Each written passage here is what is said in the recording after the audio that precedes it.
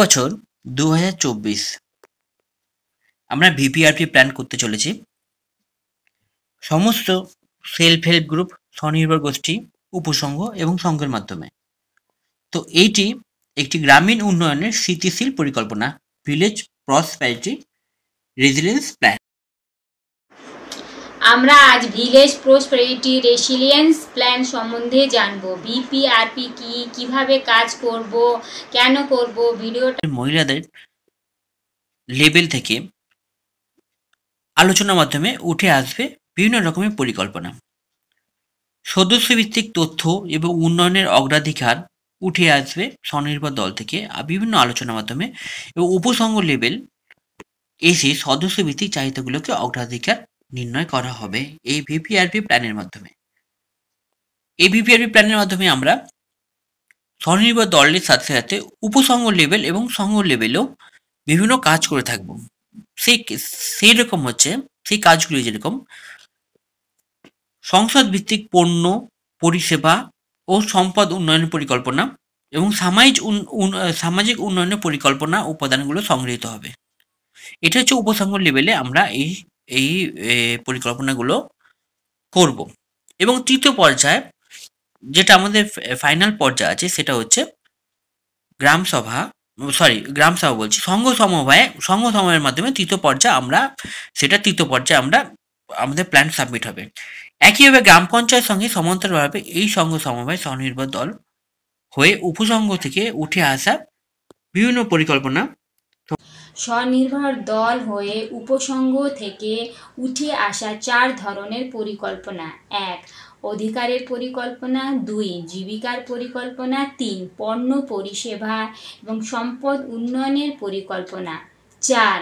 সামাজিক উন্নয়নের পরিকল্পনা একত্রিত হবে, অগ্রাধিকার হবে এবং গ্রাম পঞ্চায়েতে সেটি হচ্ছে 1.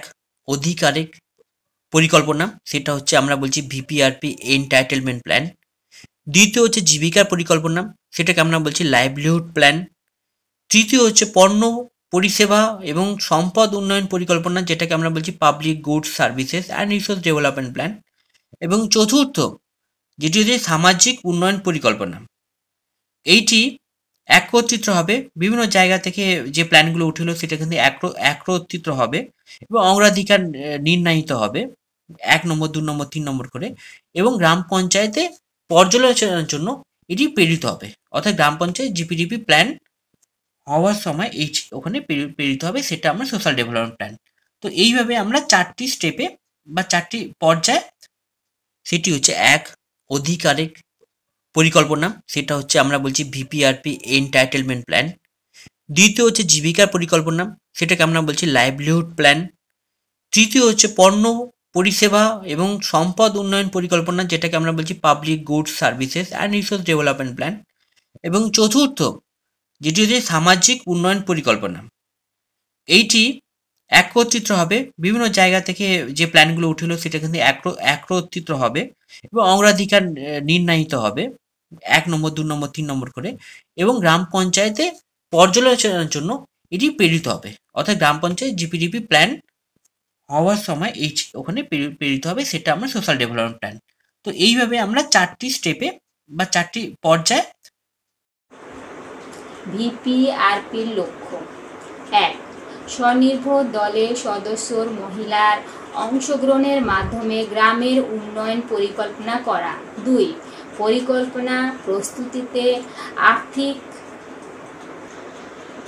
আর্থ-সামাজিক অবস্থা নির্বিশেষে মহিলাদের অংশগ্রহণ নিশ্চিত করা। 3.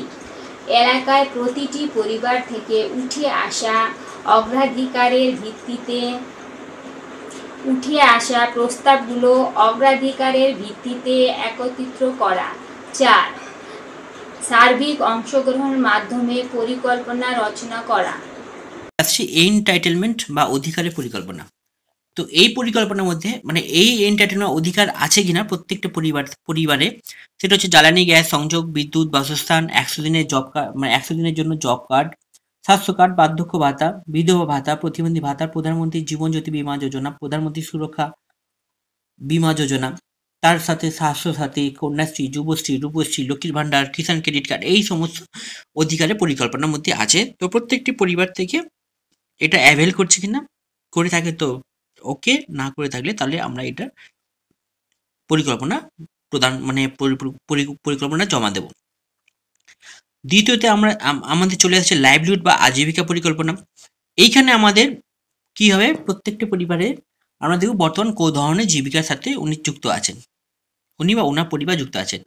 কৃষি, কৃষি ক্ষেত্রে দুটো হচ্ছে খাদ্যশস্য এবং অন্যান্য। প্রাণী পালন, এবার এনটিএপি মানে মানে কাঠ বাদে বন্যজ সম্পদ যেগুলো আছে, ক্ষুদ্র বা কুটির শিল্প বা দক্ষতা বৃদ্ধির প্রকল্প। এইগুলোর মধ্যে কোন জীবিকার সাথে উনি এখন যুক্ত আছে, এই কাজের জন্য কোনো ঋণ নিয়েছেন কিনা, বর্তমানে কোনো ব্যবসা প্রতিষ্ঠানে যুক্ত আছেন কিনা, কোনো দক্ষতা বা ট্রেনিং উনি পেয়েছেন কিনা, এই সমস্ত কিছু আমাদের বর্তমানে যে স্থিতি আছে লাইভলিহুডের বা জীবিকার সেটা। এইবার এই লাইভলিহুডটাকে আমরা আমাদের এখানে যেটা আমরা কন্টিনিউ চলছে সেটা হচ্ছে যে যুক্ত আছেন তার সম্প্রসারণ করা যায় কিনা, গেল কি টাইপের আমরা ওটাকে অ্যাডিশন করতে পারবো। কোনো একটা লাইভলিহুড অ্যাক্টিভিটি যেটা চলছে তার সাথে অ্যাডিশনাল কোনো অ্যাক্টিভিটির সাথে আমরা যুক্ত করতে পারবো। তার জন্য কি হতে পারে, মানে কিসের ওপরে ওনার আরও কিছু জীবিকা বাড়ছে। এবার যেরকম কেউ যদি কৃষিকার্য করে থাকে তার সাথে পশুপালন অ্যাড হলো, কেউ যদি পশুপালন করে থাকছে তার সাথে কৃষিকার্য, এবার কৃষিকার্যের মধ্যে কেউ যদি ধানের চাষ করে থাকে তার সাথে আমি আবার দেখবো তরকারি, শাকসবজি চাষ, আলু চাষ, যেটা আমরা অ্যাডিশনাল আরও কিছু অ্যাড করে থাকবো, যাতে একই জীবিকার উপর পুরোপুরি নির্ভর হয়ে না থাকে, আরও কিছু জীবিকা আমরা ওখানে অ্যাড করতে পারি। তার জন্য কি কি দরকার হতে পারে, কি যন্ত্রপাতি, কাঁচামাল, অর্থ, প্রশিক্ষণ, নতুন কোনো জীবিকার সাথে যুক্ত হতে চাইছেন কিনা, চাইলে কি ধরনের কোন কাজের সাথে যুক্ত হতে চাইছেন, এই সমস্ত কিছু আমাদেরকে এই তথ্যগুলো আমরা জেনারেলি নেব যদি আজীবিকা বা লাইভলিহুডের জন্য নতুন কোনো প্ল্যান উঠে আসে ওই পরিবার থেকে। এরপর হচ্ছে উপসংঘ স্তরে ভিপিআরপি প্রস্তুতি। এই এতদূর অবধি আমরা যেটা গেছিলাম লাইভলিহুড এবং এন্টারটেনমেন্ট, সেটা হচ্ছে আমাদের এসএসজি লেভেল। এবার আমরা চলে যাচ্ছি উপসংঘ লেভেল। উপসংঘ লেভেলের ভিপিআরপি প্রস্তুতির মধ্যে আমার যেটা সঙ্গ মানে এসএসজি লেভেল থেকে যেগুলো চলে এলো সেটা আমাকে প্রথমে প্রায়োরিটি করতে হবে, যে প্রায়োরিটির কথা 1 2 3 4 করে বলা হয়েছে।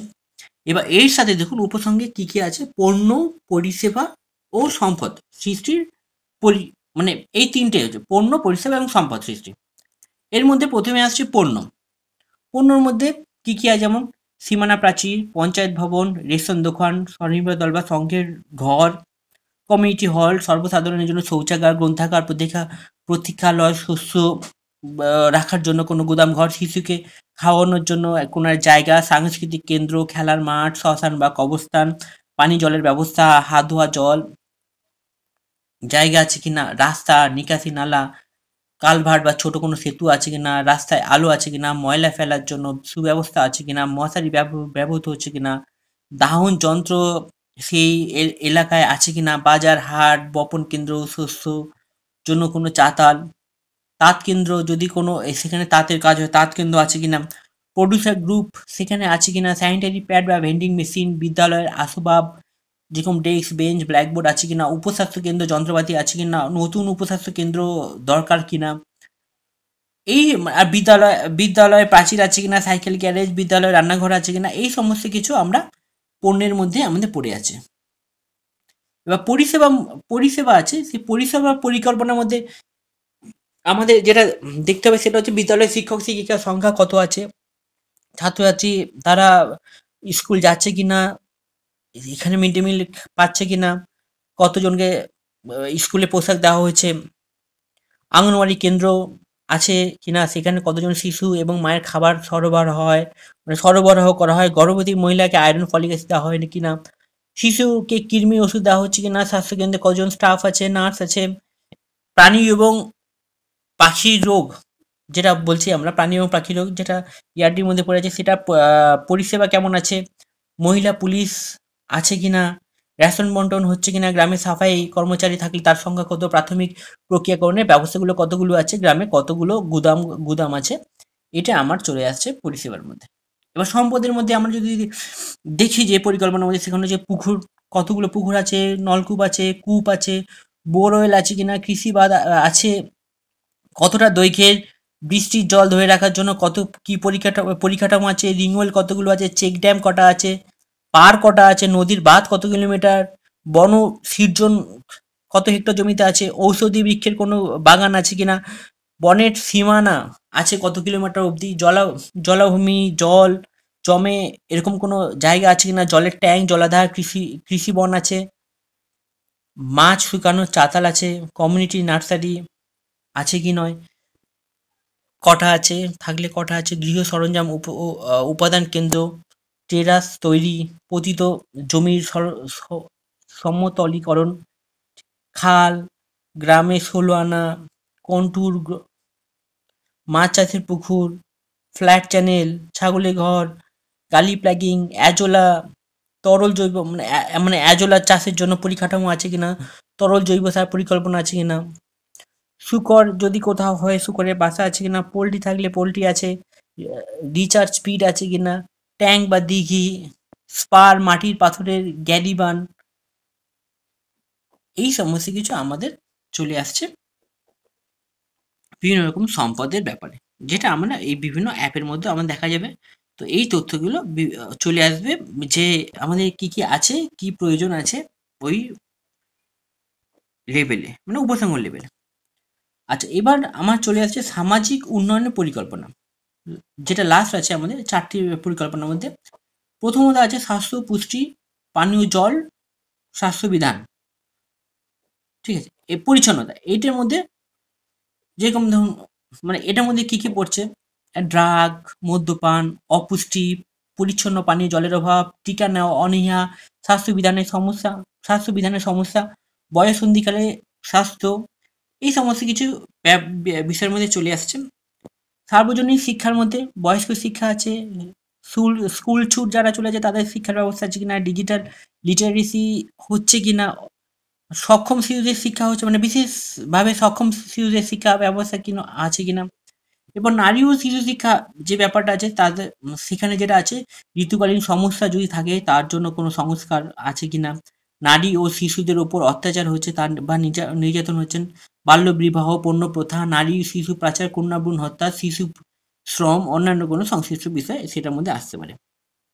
পরিবেশ যেটা আছে ৪ নম্বরে আমরা যেটা দেখতে পাচ্ছি, পরিবেশের মধ্যে পরিবেশের পরিচ্ছন্নতার যেটা হচ্ছে সেটা পরিচ্ছন্নতা হচ্ছে কিনা, মানে পরিচ্ছন্নতার অভাব এবং আবর্জনা ব্যবস্থাপনা আছে কিনা সেটা দেখতে হবে। প্লাস্টিক ব্যবহার করাটা বন্ধ হচ্ছে কিনা, বৃক্ষছেদন বন্ধ হচ্ছে কিনা, বন্যা সংক্রান্ত সমস্যা রোধ করা হচ্ছে কিনা, মানুষ এবং বন্যপ্রাণীর সংঘাত হচ্ছে কিনা, ঘর বা শস্যে পড়ে থাকা অংশ পুরানো বন্ধ করা, জ্বালানি ও জ্বালানি কাঠের অভাব আছে কিনা, এইটা আমার চলে আসছে ৪ নম্বর। ৫ নম্বর হচ্ছে সামাজিক সাম্য বা বঞ্চনা, যেটাকে আমরা বলে থাকি, সেটা যেরকম ডাইনি প্রথা, হিজড়ার বিরুদ্ধে বা উপরে অবিচার বা অসম ব্যবহার, তপশিলি জাতি, জনজাতি, বিশেষভাবে দুর্বল জনজাতি গোষ্ঠী, মানুষের প্রতি অসম ব্যবহার, সাফাই কর্মীদের সমস্যা, সেক্স ওয়ার্কারের সমস্যা, একলা মহিলা বা বিধবার সমস্যা, বয়স্ক মানুষের সমস্যা,